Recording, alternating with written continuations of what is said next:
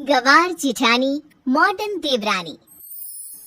अर्पिता की शादी राकेश से तय होती है, जो एक सरकारी नौकरी करता था। अरे चाची, अर्पिता इतनी सुंदर, पढ़ी लिखी और मॉडर्न लड़की है, फिर कहाँ आप इसकी शादी ऐसे घर में कर रही हैं? अरे लड़का सरकारी नौकरी करता है, इंजीनियर है, खूब कमाता है, खूब मेहनत की है लड़के ने इस नौकरी के लिए। अर्पिता भी राकेश को पसंद नहीं करती थी, लेकिन पिता ने हाँ कर दिया तो शादी के लिए मन मारकर तैयारी कर रही थी। हाँ माँ, चाची ठीक ही तो कह रही हैं। पता है मेरी सहेलियों के पति कितने मॉडर्न हैं।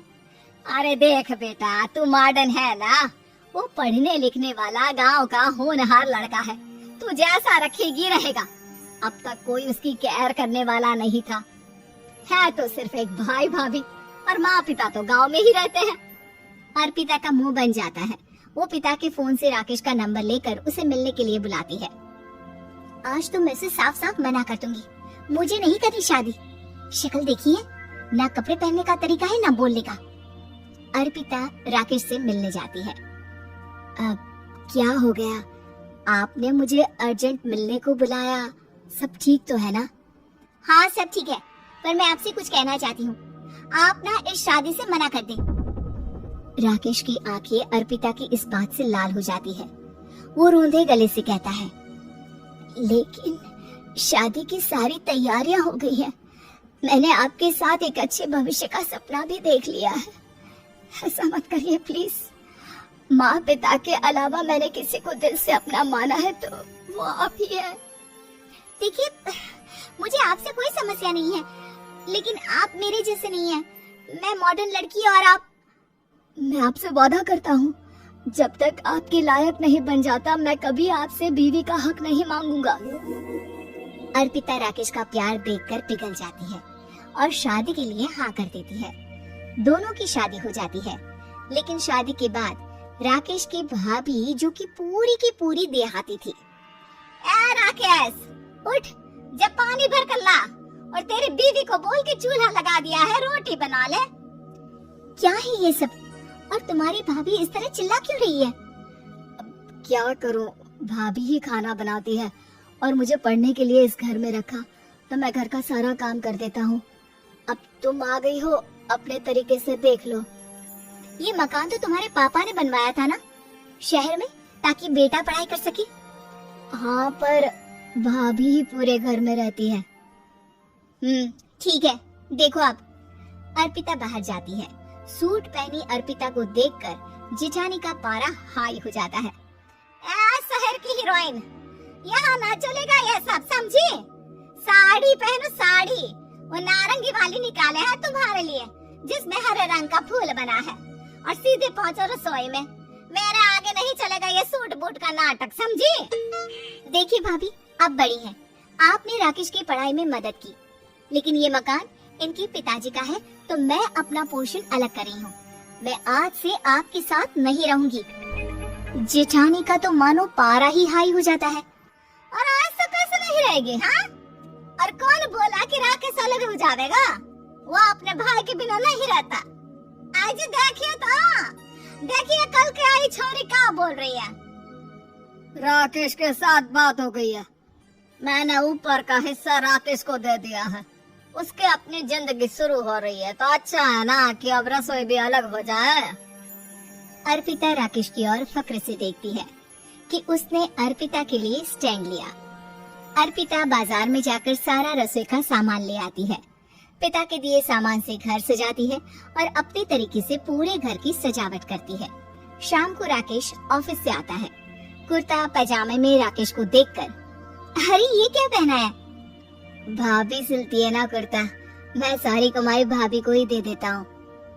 लेकिन अब ना बीवी को देना होगा, क्योंकि भैया भी अच्छी नौकरी करते हैं। भाभी अपने पति का पैसा संभाले और मैं अपने पति का पैसा संभालूंगी। तभी भाभी आ जाती है।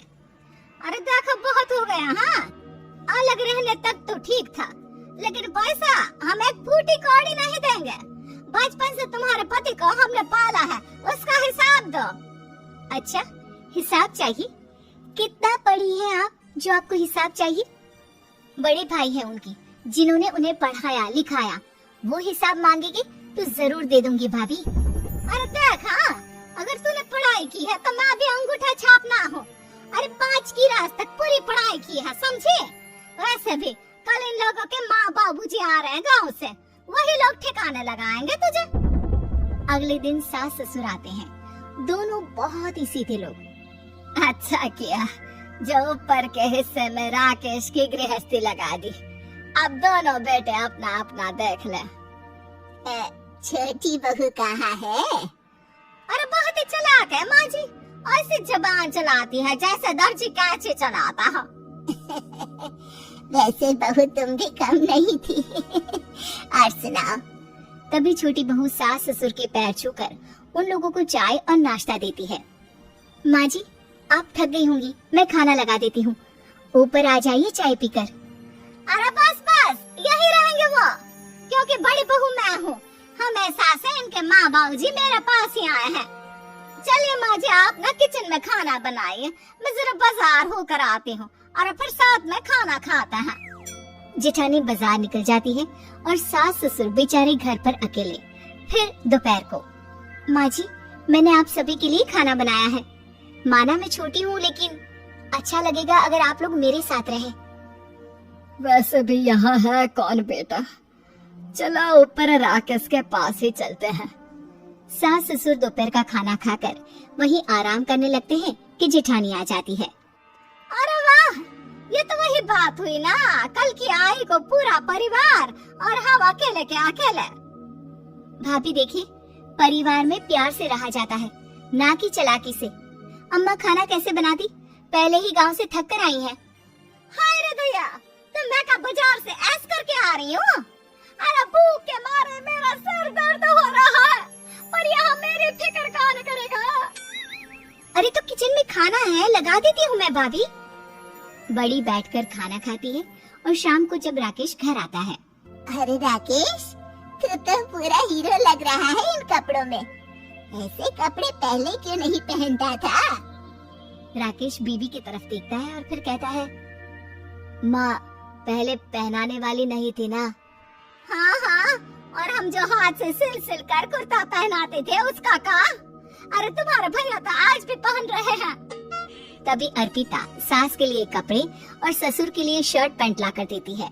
उन लोगों को फ्रिज से ठंडा पानी और टीवी में फिल्म दिखाती है। अरे कब से इनको बोल रहे हैं कि फ्रिज वाले आओ, लेकिन ये है कि मानत ही ना है। बहू अब तो तुम ही समझाओ ससुर जी को।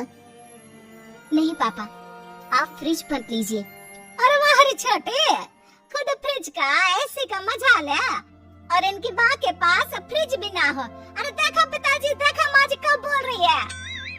अरे उसकी पूरी बात तो सुन लो कि वो क्या बोल रही है। वो इसलिए क्योंकि अब माँ जी और पापा यही रहेंगे मेरे पास। घर को घर सिर्फ मॉडर्न या गांव की सोच नहीं बल्कि संस्कार बनाते हैं भाभी, और संस्कार अच्छे हो तो सब सही हो जाता है।